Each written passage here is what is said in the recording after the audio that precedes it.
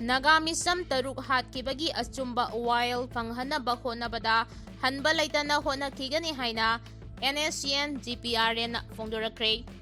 Nagagi misam taruk Kuki na fakraba madung mihathina hatok pirakpagi thawong adu NSCN GPRN gi Ministry of Information and Publicity na thadurakpa cherol amana akan mamong da kanem tawragli.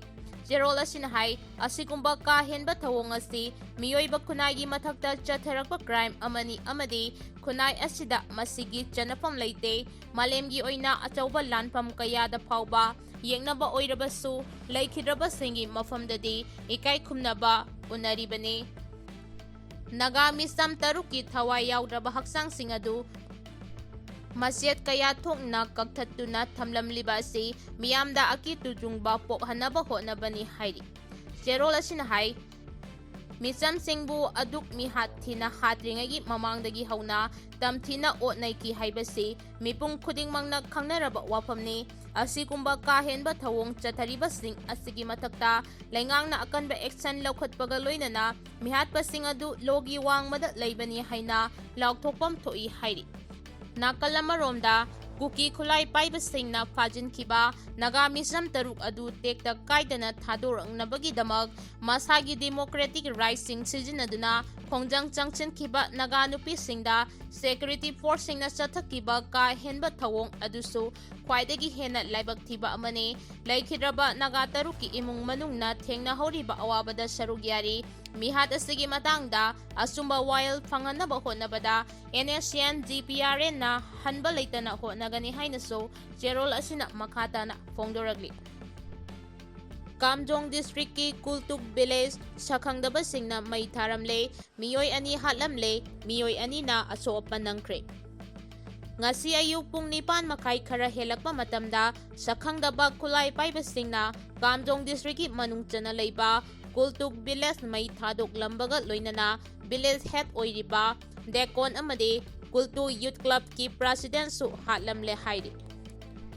Thaudoga siga mari leinana pulis na athengbada pirakhiba report ki matung ina sakhangdaba singna hatoklaga hundoklamlaba miyoi ani adudi Kuki Baptist Church Kultu ki head dekon oiba Elder Latmilun Haukip apokpa Sonsai Haukip amadi Kultu Youth Club ki president Lanminthang Haukip apokpa laikhidraba Thankha Haukip ni hairi.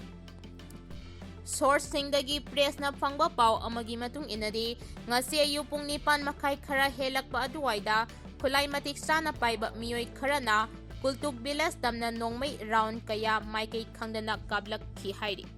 Nongmei makhol adu tabadagi khulgi miyoi sing adu thawai hingnaba khul adu thadoktuna lanjena ki hairi.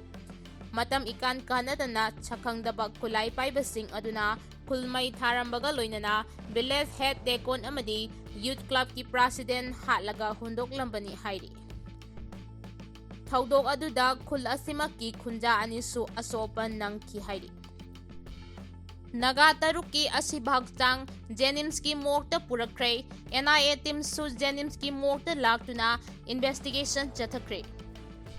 Haukiba Mei Tharamle Kuki militant singna Kangpokpi district ki Lailong Baifai Khuldagi fakiba Konsa Khulgi pastor ani yauna Naga taruk adu ngarang ahing nongyai matung pung ani taramdaida Jenims ki morta purakre asibhagsang adu hek thunglabaga kesasigi matangda thiziliba NIA gi official ting forensic expert amasung atai authorities singna laikhidraba singi haksang adu examine tawba yauna investigation asigi saruk ama oina evidence sing collection tawkre. Naga taruki asibhagsang adu morta purakpada chauna irang tholakpa yai haina security ki maikidagi akanba section thawrang kaya laukhatkibaga loinana karamba matamda asibhagsang sing adu morta purakadagi haibadu phongdoktana thamki. Loinana asibhagsang sing adu Jenimsta purakadawribra natraga Rimsta purakadawribra haibadu laikhai tadana thamki. Jenimsta ngalingay matamdagi asibhagsang purakani haina ngairamba kaya Rims mokta oina puraklagani haibadagi miyoi ayamba athengbada Rims mokta langnaki. ꯃꯤꯌꯥꯝꯅ ꯔꯤꯝꯁ ꯃꯣꯔꯒꯇ ꯂꯥꯛꯅꯈꯤꯕꯒꯤ ꯁꯔꯨꯛ ꯁꯤꯊꯔꯛꯄ ꯃꯇꯝ ꯑꯗꯨꯋꯥꯏꯗ ꯑꯍꯦꯟꯕ ꯁꯦꯀ꯭ꯌꯨꯔꯤꯇꯤꯒ ꯂꯣꯏꯅꯅ ꯅꯥꯒꯥ ꯇꯔꯨꯛꯀꯤ ꯑꯁꯤꯕ ꯍꯛꯆꯥꯡ ꯑꯗꯨ ꯖꯦꯅꯤꯝꯁꯀꯤ ꯃꯣꯔꯒꯇ ꯄꯨꯔꯛꯈꯤꯕꯅꯤ ꯍꯥꯏꯔꯤ꯫ ꯅꯥꯒꯥ ꯇꯔꯨꯛꯁꯤꯅ ꯐꯪꯈꯤꯕ ꯊꯧꯗꯣꯛ ꯑꯗꯨꯗ ꯈꯣꯏꯁꯥꯎꯅꯔꯕ ꯃꯤꯑꯣꯏꯁꯤꯡ ꯁꯦꯅꯥꯄꯇꯤ ꯗꯤꯁꯇ꯭ꯔꯤꯛꯀꯤ ꯇꯥꯐꯧꯗ ꯂꯩꯕ NPFꯀꯤ ꯑꯣꯐꯤꯁ ꯍꯦꯗꯀ꯭ꯋꯥꯔꯇꯔ ꯊꯨꯒꯥꯏꯈ꯭ꯔꯦ꯫ ꯊꯧꯗꯣꯛ ꯑꯗꯨꯗ NPFꯀꯤ ꯑꯣꯐꯤꯁ ꯃꯅꯨꯡꯗ ꯂꯩꯕ ꯇꯦꯕꯜ, ꯆꯧꯀ꯭ꯔꯤ ꯑꯃꯁꯨꯡ ꯄꯥꯔꯇꯤꯒꯤ ꯃꯔꯨꯑꯣꯏꯕ ꯆꯦ ꯆꯥꯡꯁꯤꯡ ꯁꯣꯔꯣꯛꯇ ꯄꯨꯊꯣꯛꯇꯨꯅ ꯃꯩ ꯊꯥꯈ꯭ꯔꯦ꯫